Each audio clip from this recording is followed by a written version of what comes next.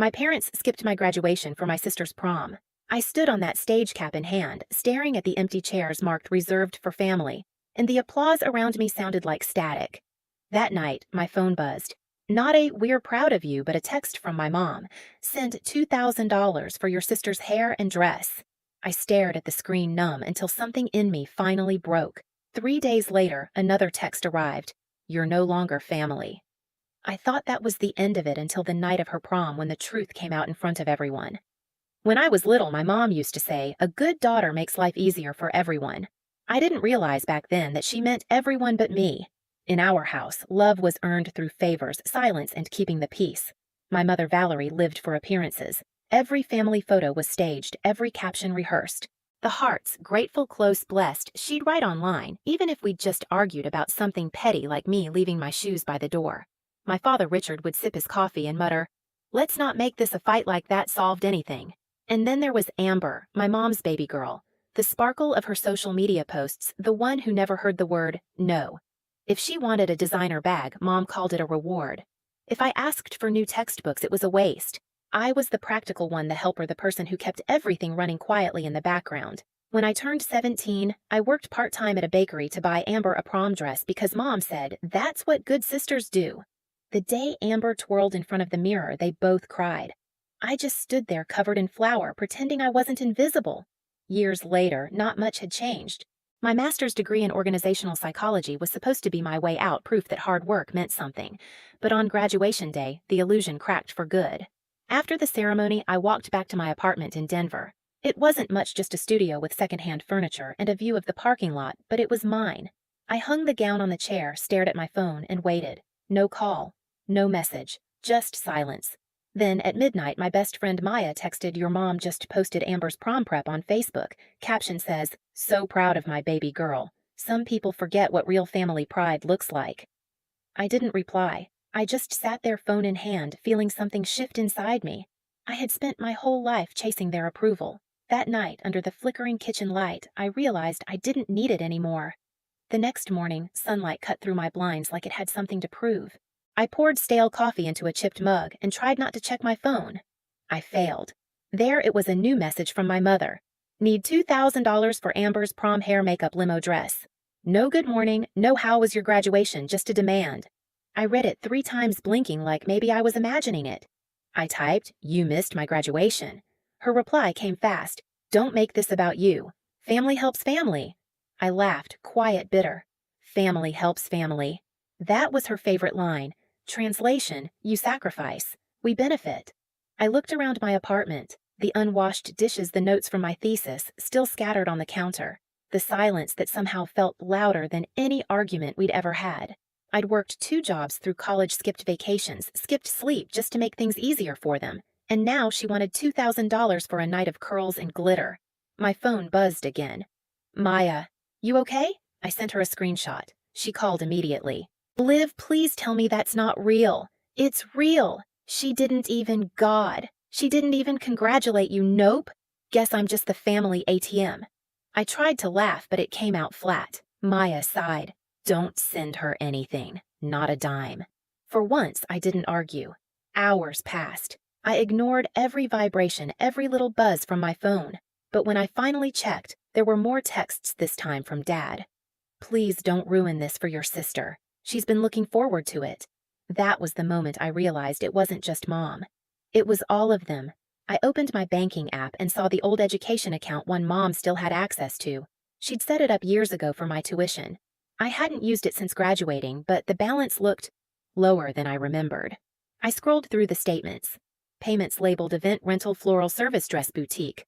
My stomach turned. She'd already started using my funds. I felt my pulse in my ears. There was no confrontation, no screaming, just a quiet, steady decision. I called the bank, waited on hold, gave them the account number. When the operator asked, "Would you like to remove the secondary user?" I said yes. My voice didn't shake.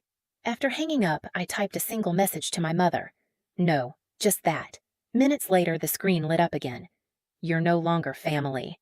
I stared at those words until they blurred. The air felt thin, my throat burned. Then something inside me, something that had been breaking for years, finally went still. I deleted the chat, locked my phone, and whispered to no one. Good. I didn't cry, not right away. I just sat there staring at the blank wall across from me, letting those 4 words echo until they lost their meaning. You're no longer family. It should have hurt more than it did. But mostly, I felt empty, like the house had finally burned down and I was just standing in the ashes too tired to care. My phone buzzed again, Dad this time.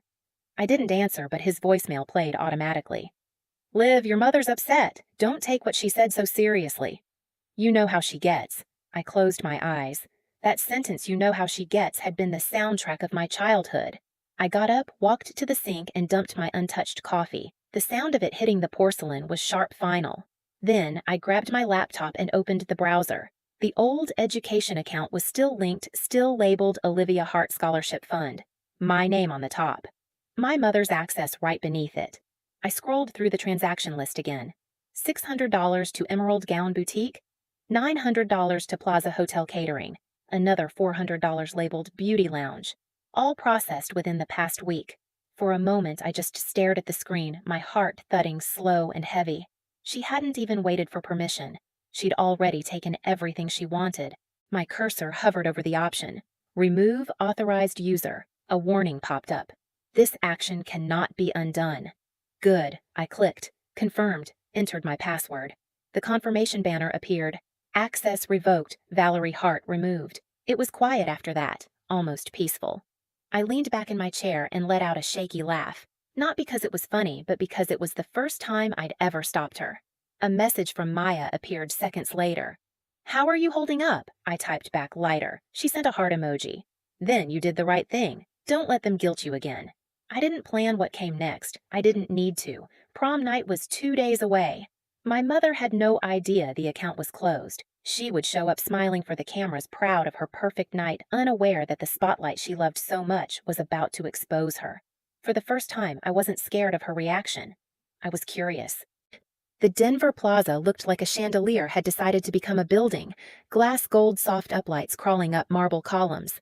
Limos fed a stream of teenagers in glitter and tuxes to the red carpet. Parents hovered with phones up recording proof of a perfect life. I walked past the revolving doors with my hands in my coat pockets and the confirmation email open on my phone.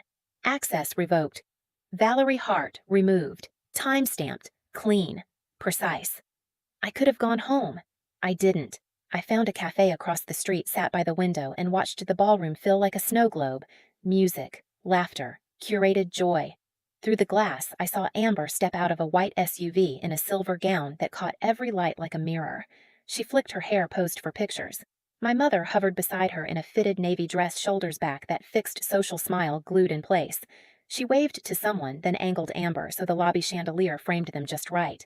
Even from here, I knew the caption she was already drafting. Proud doesn't begin to cover it. I sipped water and glanced at the time. Transactions for events this size usually ran on a scheduled deposit earlier in the week, final capture at check-in, or before the big moment. The bank had told me what would happen when a charge hit a dead authorization. Nothing dramatic, just a decline. A bland little word that closes doors. The band slid into a slow pop ballad. Teens drifted to the dance floor, arms awkward, faces earnest. Through the window, Valerie moved like a stage manager, whispering to the MC, to a coordinator, to a server carrying a tray of pink drinks. She looked like the woman she believed herself to be, the engine of the evening. The cafe door chimed. 2 hotel staff in black vests rushed in to grab more napkins. One of them spoke into a headset voice low. They were behind schedule on something. The server's eyes flashed past me like mercury, then they disappeared back into the lobby. I opened my email again. Read the line I'd already memorized. Cancellation effective immediately. It wasn't anger that warmed me. It was the neatness of a boundary finally held.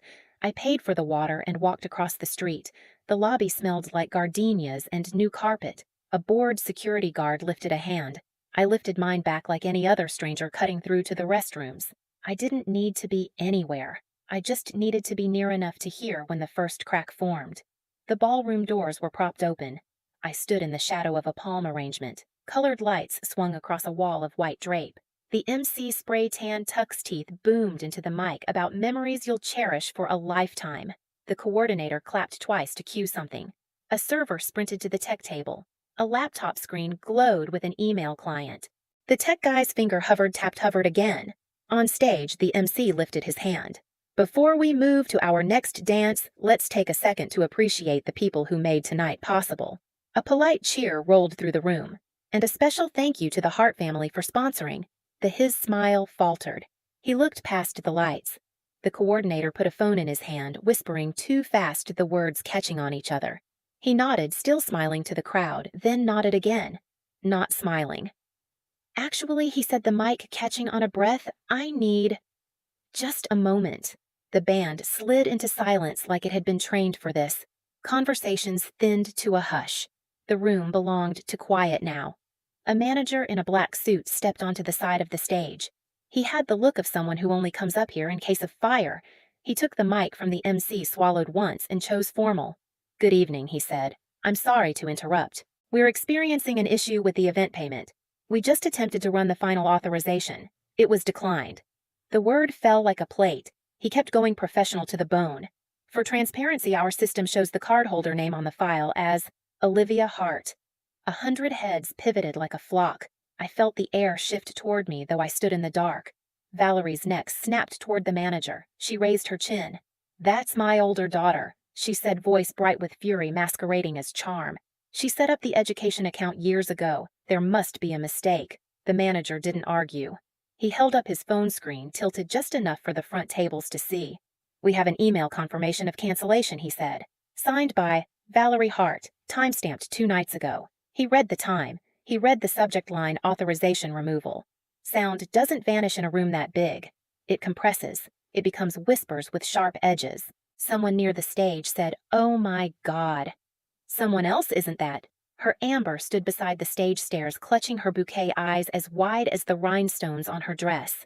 "Mom," she said, half whisper, half warning. Valerie's smile died the way a candle dies. She reached for the mic. The manager took a step back. "We'll resolve this privately," she said, her voice slipping out of its casing. "My daughter deserves her night." The manager nodded, regret a muscle he'd used before. "We'll resume as soon as the balance is settled." Valerie turned to the coordinator. "Run it again." She turned to a man in a headset. "Now." They tried. Of course they did. The tech table hummed. Screens refreshed. The band pretended to tune. A teenager coughed into his sleeve. The second decline came with a soft electronic chime no one could hear, then a third, then a fourth. Each little failure pushing the truth closer to the center of the room. Amber's lip trembled. "Mom," she said again, smaller. Valerie finally looked out at the crowd. Parents she knew. Parents she'd lectured about charity auctions and bake sales. Mothers she'd told how to dress. Fathers she'd cornered about sponsorship tiers. For the first time all night, she saw them seeing her. "Where is Olivia?" someone asked too loud. "Isn't she the one with the degree?" It wasn't meant for me, but my feet moved anyway. I stepped out of the shadow and into the fringe of light at the back. Valerie found me like a compass finds north. "You," she said. It wasn't a greeting. It was an accusation with pearls. I kept my hands in my coat pockets. "Me."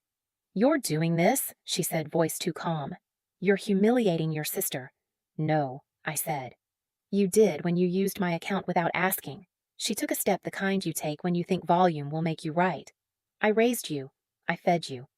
This isn't a courtroom," the manager said gently, but he let us stand in the open anyway, because the room was already our witness. "Family helps family," Valerie said, and the phrase tasted like rust. I nodded toward the stage. "That's what I was told, for years. The MC tried to rescue the moment. Why don't we, take a short intermission?" But it was too late for tidy transitions.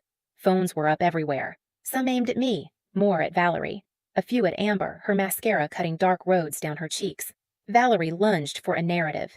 "She's jealous," she told the nearest table, voice pitching higher. "She's always been jealous. She can't stand that her sister." "Stop," Amber said. It wasn't loud, but it cut. "Just stop."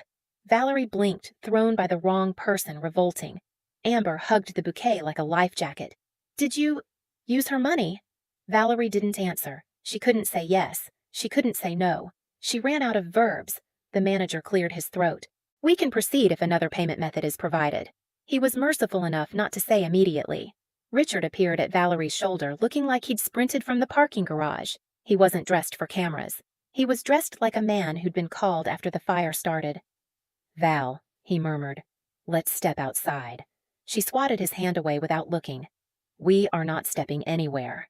He looked at me across the distance. His eyes were wet and tired. Liv, he said soft. Please. I had nothing for him. Not anger, not pity, just the stillness I'd earned. The coordinator whispered something to the manager, who nodded and addressed the room again. We'll take a 15-minute intermission, he said. Snacks and water are available in the foyer. The lights brightened. The spell broke. Clusters formed instantly, parents, students, whispers, sprinting faster than people could walk. The ballroom became a rumor with walls. Valerie turned back to me. You think you're righteous, she hissed, low enough for only a few to hear. You think this makes you better. I think it makes me done. She stared at me like if she focused hard enough, she could turn me back into the girl who bought a dress with bakery tips and flour on her knuckles. But that girl was gone, buried under years of neat, quiet compliance. You're no longer family, she said again, trying to make the curse stick where it had failed before. I smiled without joy. You texted that days ago. Amber started to cry the way people cry when they finally notice gravity. She looked at the crowd, then at me. Can we fix it? She asked a child in a woman's dress. You can pay for what you wanted, I said. That's all. Valerie's mouth thinned to a blade. Her phone flashed. Her card failed again in her banking app. I saw it in her eyes. She turned to Richard. Do something. He took his wallet out like a reflex, then put it back because a reflex won't cover a ballroom. He looked at me, then at the manager. We'll figure this out, he said, and it was the truest sentence he spoke all night. I stepped backward out of the light, back into the shadow where I belonged to myself. Behind me, a couple of kids were whispering, Is that her sister dude the mom signed the removal email? No way. Way. At the doorway, I paused. The band tested a chord. The MC flipped through his note cards like maybe one had instructions for this. Valerie stood statue still, a queen, without a throne, while Amber's friends led her off stage murmuring apologies that weren't theirs to give. I didn't raise my voice. I didn't deliver a speech. I walked past the lobby flowers and out into night air that smelled like after rain and city stone. The glass reflected the ballroom for a second, then gave me back my own shape. People think payback is loud. Sometimes it's just the volume turning down on the person who used to control the room. Across the street, the cafe lights flickered. A notification slid across my phone, a system message I'd set to forward from my bank. Attempted charge declined. It listed the vendor and the time. Then another. And another. Each one a period at the end of a sentence I'd been writing since I was 17. I looked through the hotel windows one last time. The MC was back at the mic trying to sound cheerful while announcing water in the foyer. Teens in sequins shuffled toward doors, their eyes wide, their whispers bright. I didn't need a finale. I'd gotten what I came for, the truth on a stage my mother had built for herself. Then the truth about her prom night came out. By morning, the story had already spread. Someone had filmed the entire scene at the Denver Plaza, the declined payments, the argument, even my mother's voice cracking over the microphone. It made its way to Facebook faster than she could delete her old posts. Valerie's perfect world collapsed in high definition. The other parents stopped returning her calls. Amber's friends untagged the photos. The prom committee issued a public statement calling it an unfortunate misunderstanding. But everyone knew the truth. Dad tried to call 3 times. I didn't pick up. The last voicemail was a whisper. I'm sorry, Liv. We should have been there. I didn't need to hear more. Apologies after exposure weren't redemption. They were survival. A week later, I moved into a small apartment in Seattle for my new job at a consulting firm. The air smelled like rain and coffee, not resentment. I unpacked slowly, one box at a time, until I reached the frame that held my diploma. The ribbon from graduation was still tucked behind the glass. I hung it above my desk next to the window.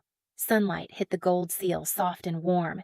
For a second, I imagined Mom seeing it, not through a lens or a filter, but the way it really was. Quiet, earned, mine. An email notification pinged Dr. Whitman, my advisor. When people can't clap for you, it's because they're not meant to sit in your audience. I smiled. For the first time, it didn't feel like loss. It felt like peace. I stood on my balcony that evening, watching the Seattle skyline fade into gold and gray. The city hummed quietly below. No applause, no judgment, just life moving forward. I took a deep breath, the kind that feels like starting over, and whispered, Silence isn't surrender. It's peace. If you've ever been the one left out, the forgotten, the overlooked, remember this. Walking away doesn't mean you lost. It means you finally chose yourself. Share your story in the comments and hit subscribe so you don't miss the next one.